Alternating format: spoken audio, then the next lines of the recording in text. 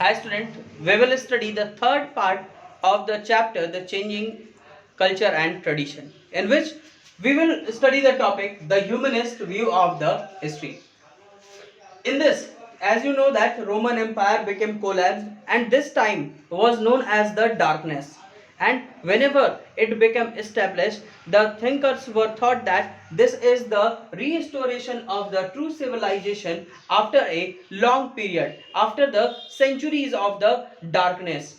And they have given this time a new age, and they have told that this time was known as the Middle Age. This Middle Age is used for a very long time, millennium of the years, nearly thousand of the years it became used. It has given that Middle Age. During the Middle Age, the Pope, the churches, the clergies were the main of the Middle Age. The power in the hand of the churches and the clergies. There was total control of the churches and the clergies over the mind of the people.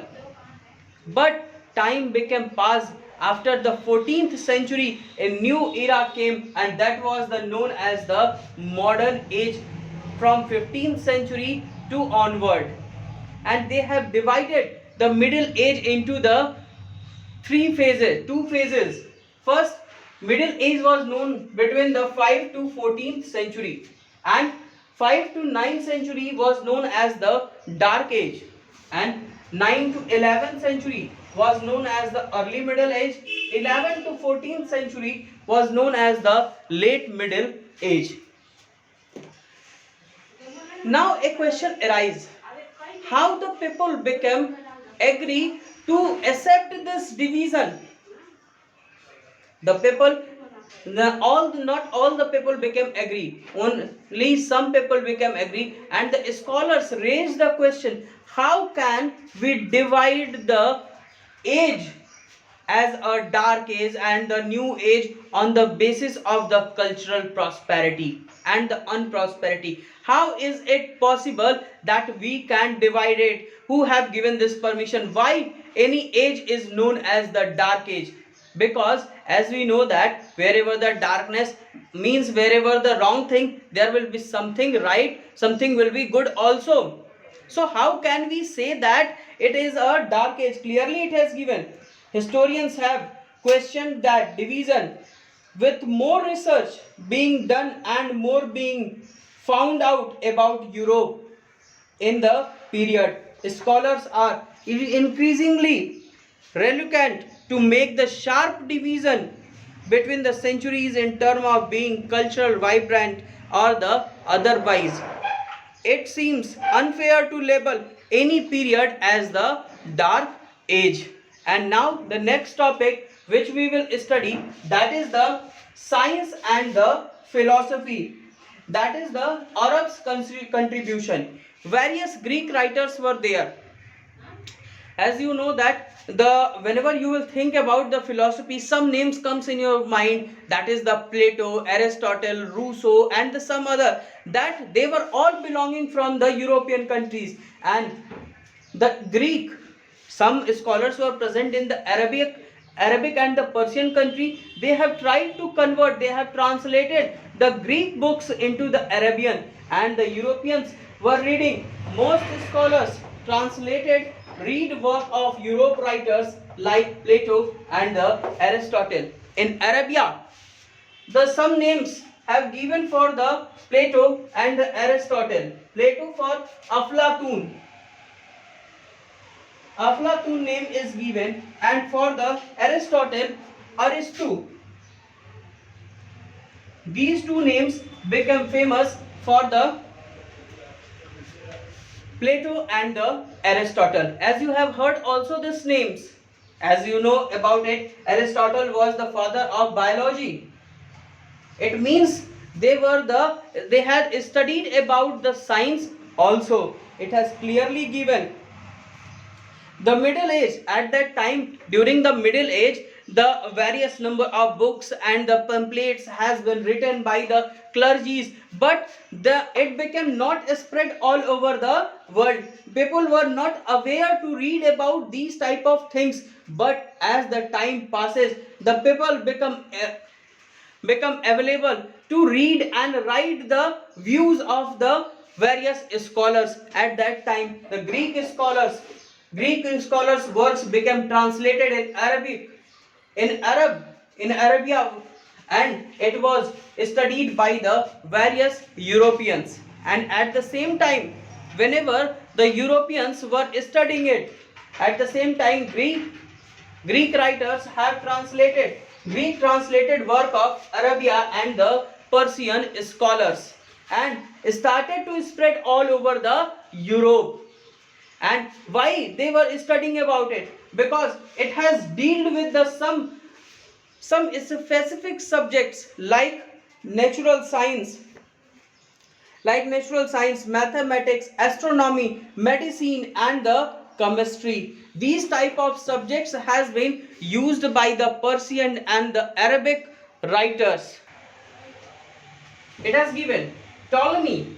You have heard the name. Ptolemy is a very famous name, whose almost carries the Arabic definite al, which bring out the Arabic connection, which has been shown the Arabic connection. And what is the meaning of al here? Al means it was the and work of astronomy written in the Greek before 1000 CE and translated into Arabic. So this has shown the connection between the Arabic and the other countries, other European countries, how they have translated the work of the Greek and they have studied about it. And also they were thinking, some writers were known as the men of wisdom in the Italian world, like Ibn Sina, who was an Arab physician, philosopher of the Bukhara in the Central Asia, and the Al-Razi, who was the author of the medical encyclopedia. It can be asked, who was the Al-Razi? Al-Razi was the author of the medical encyclopedia, and also it has given a famous name, Ibn Rushd. Ibn Rushd, who was the Arab philosopher who was living in the Spain. He had tried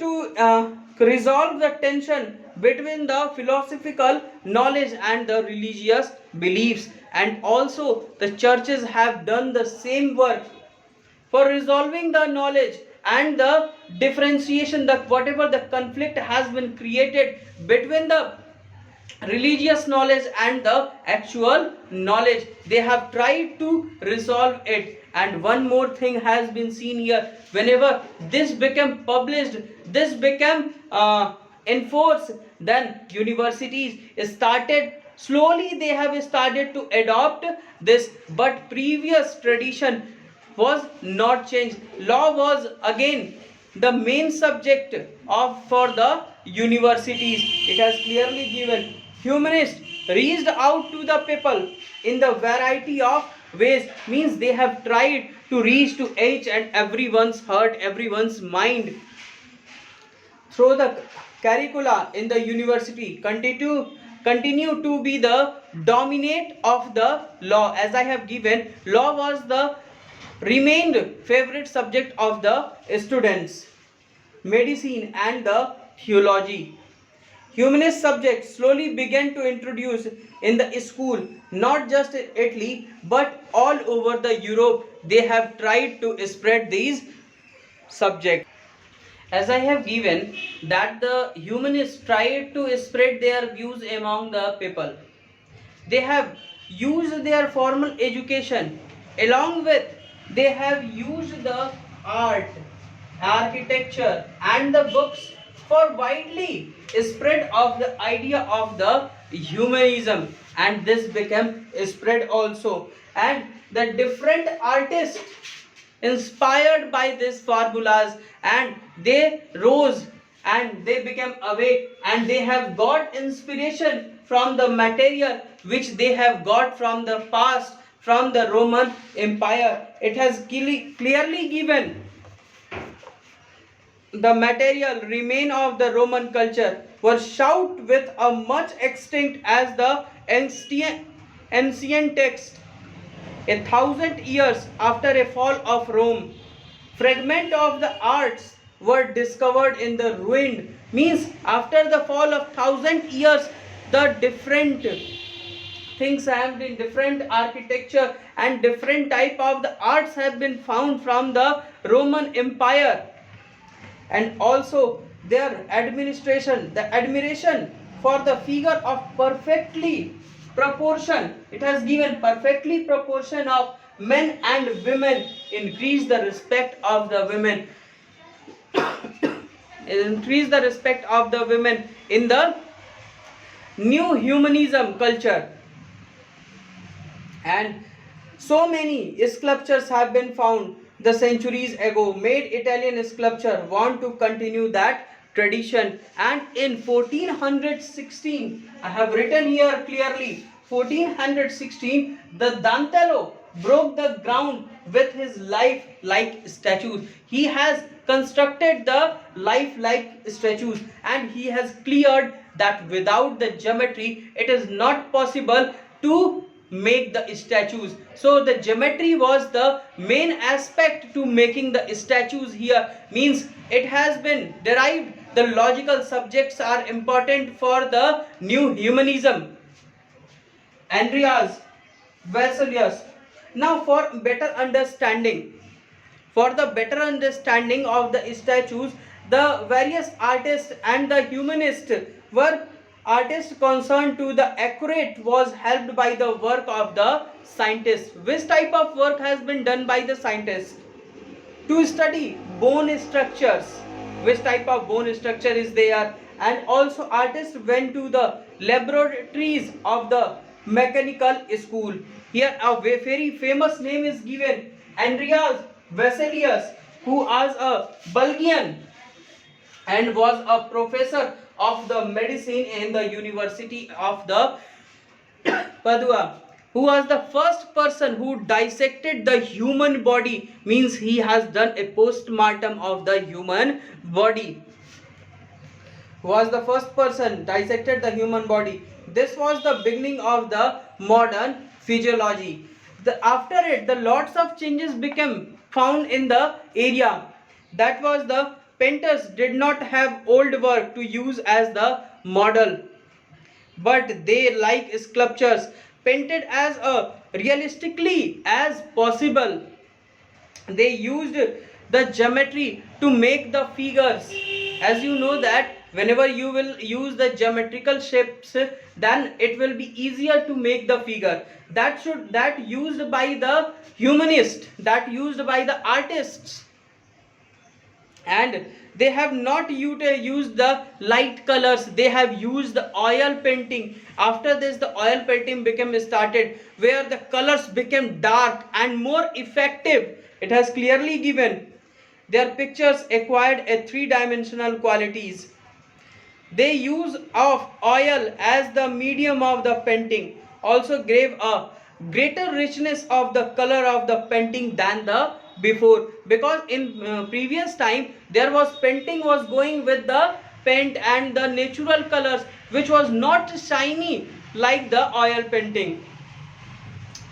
There is in the color and the design of the costumes in the many paintings became changed. There is evidence of the influence of the Chinese and the Persian art made available to them by the Mongols, and the used art, new Chinese and the Persian art started to use from the different countries has been adopted. Thus autonomy, geometry, physics, as well as the strong sense of what was beautiful gave a new quality of the Italian art and culture, which was the name as the realism, and the continued till the 19th centuries. Only up to this point we will study in this video, and for better understanding, for getting the next videos, you have to subscribe my channel, like and share with your friends.